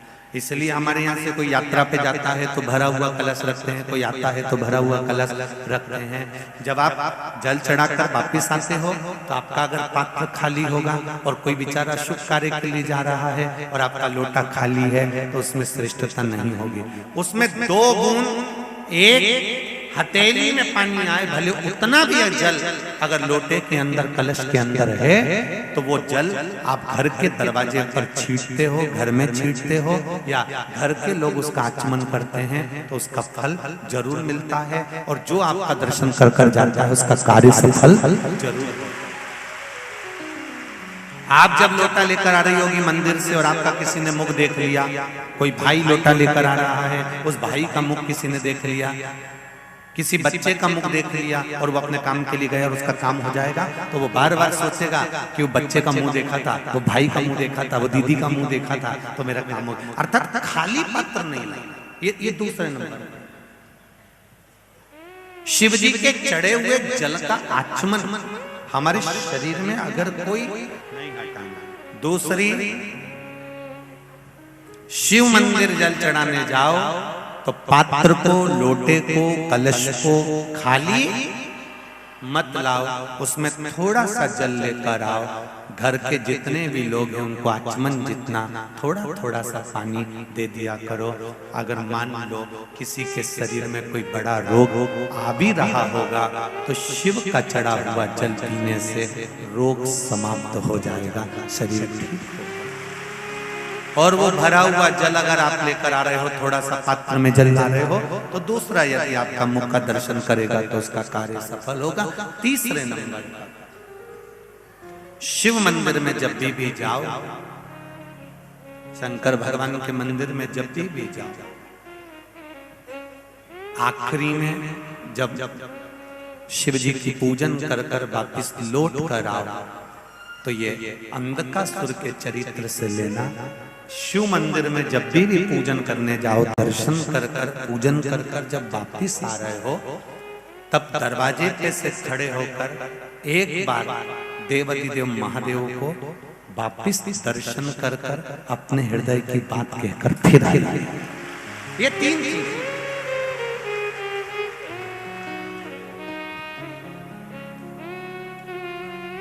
उसको निहार कर, उसका दर्शन कर कर, उसको प्रेम से बोल कर, उसको हृदय से कहकर, भगवान से निवेदन कर कर, विनती कर कर, बैठो अभी अभी बैठो, आप बैठो, सबको बात सुनेंगे, बैठो, अपने हृदय की बात कहकर, अपने चित्त की बात, आप शिव से तो 3 चीजें याद रखेंगे। बीकानगांव वालों समझ में आ गया सबको? पहला, आसन में लाज से नहीं सरकाना, ना उठाना। दूसरे नंबर पर खाली पात शिव जी को जल चढ़ाना। और बहुत ध्यान देना, मंदिर का लोटा लेकर, मंदिर का पानी लेकर शिव को चढ़ाने से ज्यादा जरूरी है अपने घर का पानी लेकर जाओ। कारण उससे 3 दोष समाप्त होते हैं। पहला पितृदोष, दूसरे नंबर पर वास्तु दोष, तीसरे नंबर पर है काल सर्प दोष। ये 3 दोष घर का पानी ले जाकर शिव जी को चढ़ाने से समाप्त। घर से जल लेकर,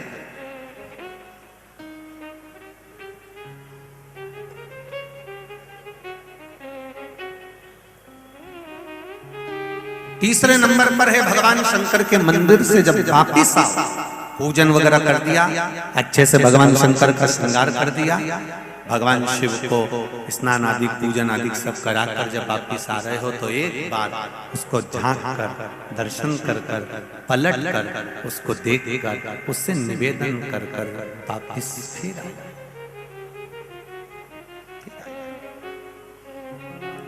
जिसको विश्वास रहे वही सेवा करे, विश्वास नहीं हो तो मानो तो मैं गंगा माँ हूं और न मानो तो बहता पानी। अगर मानोगे तो गंगा जल है, नहीं तो ऐसा ही बह रहा है। लोग उसमें चमड़ा भी धो रहे हैं, कपड़े भी धो रहे हैं, वस्त्र भी धो रहे हैं, चप्पल भी धो रहे हैं। और जिसने मान लिया कि ये गंगा का जल है तो पूजन करी, आराधना करी, और गंगा का आचमन उसने गंगा जल मानकर करा है, तो उसका कल्याण भी हुआ है। आप अगर मानोगे कि शिव है तो शिव मिलेगा। आपने अगर मान लिया कि हमने तो केवल कथा में सुना है, सियोर वाला हमारा चिल्ला चिल्ला करके था सारी समस्या का हल, एक लोटा जल, केवल आपने अगर दिखावे से करा तो उसका कोई महत्व नहीं है। अब दिल से शिव की आराधना करो। अंधकासुर को देखा, शिव जी ने कहा इसको पटक दे समुद्र के अंदर। नहीं, ये आपका पुत्र है, मैं इसको ऐसे पटकने वाली नहीं हूँ। शिव जी ने कहा ये मेरे नेत्र बंद करने के बाद प्रकट हुआ, ये मेरे नेत्र बंद करने के बाद प्रकट हुआ। सारे देवी देवताओं का मंदिर रात को बंद हो जाता। बोलो बोलो, सही है? सबका मंदिर बंद हो जाता, पर 2, एक मां देवी दुर्गा भवानी, जगत जननी जगदम्बा शेरों वाली, और दूसरा मेरा देव अधिदेव महादेव, जिनके दरवाजे वो तो अब लोग, क्योंकि माता जी पर भी सोने का चांदी का जेवर होता है, शिव जी का भी श्रृंगार होता है, खूब सोना चांदी का श्रृंगार होता है, इसलिए दरवाजा बंद कर दिया जाता है। कभी तुम महेश्वर जाओ, ओमकारेश्वर जाओ, नर्मदा जी के घाट पर जाओ, शंकर जी ऐसे ही बैठे हुए हैं, उनका दरवाजा बंद होता है। कोई कोई घाट पे बैठे हुए हैं, कोई कोई मंदिर में बैठे तो उसमें दरवाजा ही नहीं है, छतरी है केवल। पहले शिव जी ऐसे ही बैठते थे, माता रानी भी पहले ऐसे ही बैठती थी। तुम शीतला माता को देखो, जहाँ तुम नवरात्र में अपने शादी ब्याह होते हैं तो देवी जी का पूजन करने जाती है, वहां कोई मंदिर में तो शीतला माता ऐसी एक छोटे से पाषाण स्वरूप में आराम से बैठी हुई है, लोग जाते पूजन करते चले जाते। माता का वहां पर दरवाजा भी नहीं होता था, शंकर जी का भी द्वार नहीं होता था। बैकुंठ में द्वार है, ब्रह्मलोक में द्वार है, इंद्रलोक में द्वार है, पर आप में से कई लोग कैलाश पर्वत घूमकर आए, कई लोग गए कैलाश की परिक्रमा करने के लिए, मानसरोवर की परिक्रमा करने के लिए। जो कैलाश गए हैं वो आए ना, तो उनसे पूछना क्यों भैया कैलाश का दरवाजा है दरवाजा कैलाश के ऊपर? नहीं, कैलाश पर्वत खुला पड़ा है। शंकर भगवान इंद्र के देवता के यहाँ दरवाजा मिलेगा, इंद्र लोक में, ब्रह्म लोक में, वैकुंठ लोक में, गौलोक धाम में, सब दूर दरवाजा मिलेगा। पर दरवाजा नहीं मिलेगा तो मेरे देवादिदेव महादेव के यहाँ नहीं मिलेगा। वो जागता है। बहुत लोग विरोध करते हैं, क्या शंकर भगवान को रात्रि को हम स्मरण कर सकते हैं? क्या शिव जी का जाप कर सकते हैं? क्या शंकर भगवान को रिझा सकते हैं? हमारे यहाँ तो शंकर भगवान की शिवरात्रि होती है। शिव डे नहीं, शिव दिन नहीं, शिवरात्रि। आप रात भर शिव की भक्ति करो, रात भर भगवान का भजन करो। जब तुम्हारा नेत्र खुले तुम्हें उसकी याद आ जाए, जब तुम्हें उसकी याद आ जाए, चाहे सुबह हो, शाम हो, दिन हो, रात हो, चाहे तुम नहाए हो, नी नहाए, मुंडा भी धोया कि नहीं धोया, तुम तो भगवान का भजन श्री शिवा। मुंडा धोए नी तो कोई कहेगा गुरुजी बिना नहाए धोए तो क्या हुआ? शिव महापुराण की कथा एक बात बहुत ध्यान से सुनना। मान लो तुम कह रहे हो कि बिगर नहाए हम अगर भजन करेंगे, भगवान का जप करेंगे तो भगवान स्वीकार करेगा। अगर मान लो बिना नहाए मर गए तो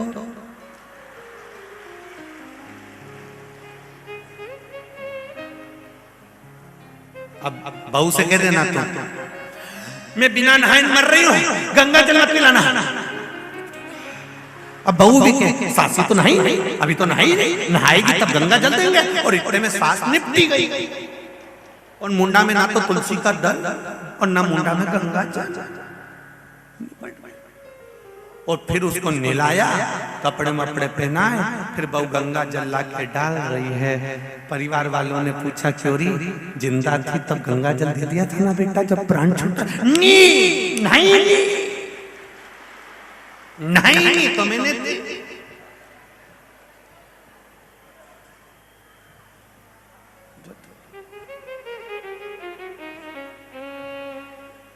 वो नहीं, इसलिए मैंने गंगा जल दे दिया।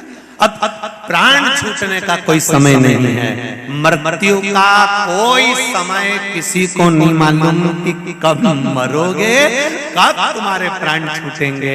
इसलिए शिव पुराण कहती है पल पल हर क्षण हर घड़ी 21,600 श्वास जो शरीर से निकल रही है, प्रत्येक श्वास में जब तुम्हें समय मिल जाए, जब तुम्हारा मन कर जाए, जब तुम्हारा दिल कर जाए, तब 5 मिनट उसको भज लो। श्री शिवाय नमस्तुभ्यं स्मरण कर लो, राम कह लो, कृष्ण कह लो, शिव बोल लो, ओम नमः शिवाय कह लो। तुम्हारा मन पड़े वो भजो, इंतजार मत करना कि मैं नहाऊंगी तब भजूंगी। और नहाने से पहले निपट गई। इसलिए हमें इंतजार नहीं करना। यहाँ तो शास्त्र कहता है काल करे सो आज करे सो पल में प्रलय हो जाएगा, शिव भजेगा समय निकल जाएगा फिर कब। इसलिए कोई समय नहीं।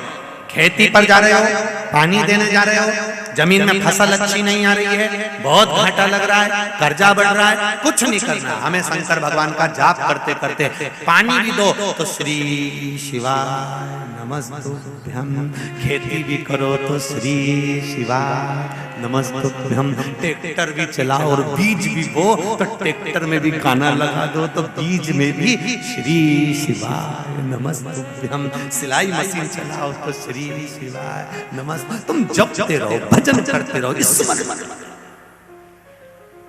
करो।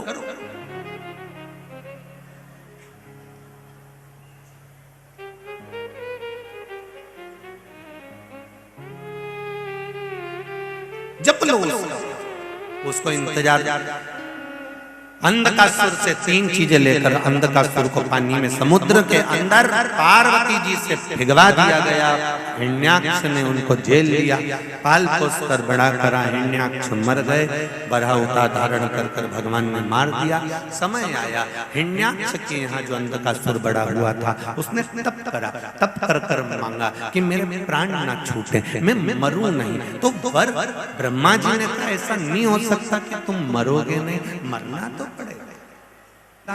तो मेरी माता कोई है ही नहीं, तो जिस दिन मैं माता को गलत दृष्टि से देखूं उस दिन मेरे प्राण छूटे। ब्रह्मा जी ने कह दिया तथास्तु। अब इसको नहीं मालूम था कि पार्वती जी ने इसको गोदी में लिया था और बेटा कहा था, इसलिए माता पार्वती इसकी माता है। जब ये बड़ा हुआ, इसके मन में चित्तवृत्ति आई, उसने कहा मेरे को शादी करना है, कोई अच्छी लड़की बता। तो कह जो अच्छी लड़की थी उसको तो शंकर जी ले गए। शिव जी ने विवाह किया, बड़ी सुंदर थी, बड़ी शिव जी ने विवाह कर लिया। हाँ। तो क्या हुआ, उस कन्या से मैं विवाह करूंगा। अंधकासुर माता पार्वती को लेने के लिए कैलाश पर पहुंच गया। भगवान शंकर अपने कार्य में लगे हुए थे और पार्वती मैया के सुंदर स्वरूप को अंधकासुर ने देखा और उन पर मोहित हो गया कि इनसे ही मैं विवाह करूंगा। उसको ये मालूम नहीं था कि ये मेरी माता है, और गलत दृष्टि से माता को देख लिया। शिव जी को क्रोध आ गया, उनने काल भैरव प्रकट करा और अंधकासुर का अंत करवा दिया। शिव पुराण कहती है महाराज, पराई नारी और पराया धन पर कभी अपनी दृष्टि मत देना, नहीं तो बर्बाद हो जाओगे। शिव महापुराण की कथा कहती है पराई नारी, पराई स्त्री और पराया धन, ये 2 चीजों पर अगर आपने अपनी दृष्टि दी, पराई नारी पर, पराये धन पर अगर आप अपनी दृष्टि देते हो तो तुम्हें बर्बाद होने में देरी नहीं लगेगी, तुम्हें नष्ट होने में देरी नहीं लगेगी, तुम बर्बाद एक चुटकी में हो जाओगे।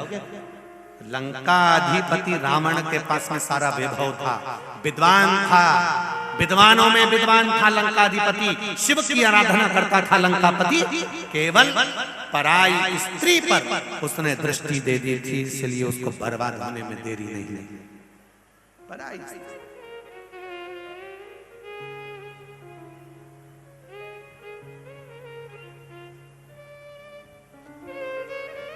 निश्चित था।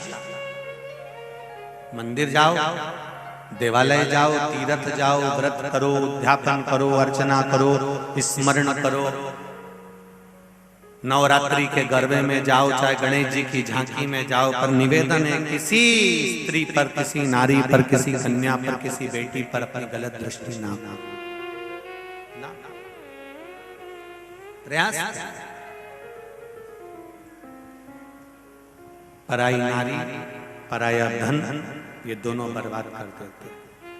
पराया धन, एक बार संत जा रहे थे तुकाराम जी, और बड़े संत थे, तो लक्ष्मी जी ने भगवान विष्णु से कह दिया ये तुकाराम है, बहुत मेहनत करता है, एक काम करो ना, थोड़ा बहुत धन इसको दे दीजिए। तुकाराम जी जा रहे थे अपनी पत्नी के साथ, पर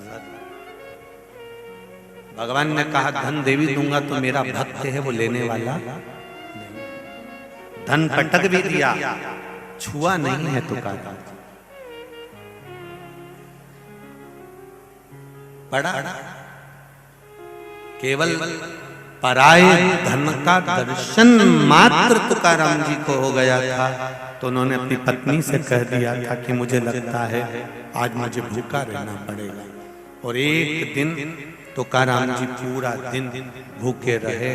कारण केवल इतना था कि दूसरे के धन पर दृष्टि मात्र पड़ गई थी।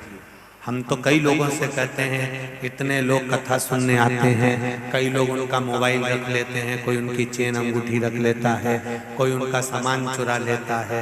हम पहले भी कथा में कहे, एक बात फिर कहेंगे, चोर इतनी कथाओं में गया है इतने लोगों की उसने चेन काटी है, इतने लोगों का उसने मंगलसूत्र चुराया है, इतने लोगों का उसने पर्स चुराया है। इतनी चोरी करने के बाद भी कई साल से चोरी कर रहा है, तो भी आज तक चोटा की चोटा ही है। और जिनकी चेन गई, जिनका पर्स गया, जिनका सामान गया, भगवान की ऐसी कृपा रही कि अगर 5 ग्राम की भी गई तो भगवान ने उसको 1 साल में 10 ग्राम की दिला दी, आधा तोला की दिला दी, 1 तोला की दिला दी। वो देने में कमी नहीं रखता, पर वो चोटा तो चोटा ही दिया, मुंह में सुधार नहीं आया। वो एक कथा में चोरी करने जाता है, दूसरी कथा में पहुंच जाता है, दूसरी कथा में चोरी करने जाता है, तीसरी कथा में पहुंच जाता है, तीसरी में चोरी करी, चौथी में पहुंच जाता है। चोर ही रहा। वो आज तक अच्छा नहीं बन पाया। चुरा कर इतनी रकम चुराई थी, लखपति बन जाता, करोड़पति बन जाता, धनपति बन जाता, पर आज भी चोटा की चोटा ही रहा और जिंदगी भर चोरी करता रहा। पर जिसके गले की गई, जिसका बेग गया, जिसका सामान गया, भगवान ने उसकी पूर्ति कर दी। वो भले अगली कथा तक परमात्मा ने फिर उसके गले में चेन ले जाकर पहना दी। ये पर वो चोटा नहीं सुधरा, वो चोटा ही। इसलिए मेरा निवेदन है रे चोटों, थोड़ा सावधान है। ये शिव खाली नहीं रहता, उसकी करुणा खाली नहीं रहता, उसकी करुणा, उसकी दया उदार। मैंने तेरे ही भरोसे ओ बाबा, तेरे ही भरोसे हवा बिच उड़ती जावांगे बाबा, डोर तो छठीला में कटी जावांगी। भोले मैं तेरी पतंग, शंभो मैं तेरी पतंग, हवा बिच उड़ती जावांगे बाबा, डोर तो छठीला में कटी जावांगी। भोले मैं तेरी पतंग। शिव कृपा बिना कुछ। अंधकासुर के प्राण छूटे, विदल उत्पल के माता पार्वती ने प्राण लिए। शिव जी के चरणों में कुंदुक जाकर गिरा, इसलिए शिव जी का नाम कुंदकेश्वर महादेव पड़ा। आप थोड़ा ध्यान देंगे, स्वयं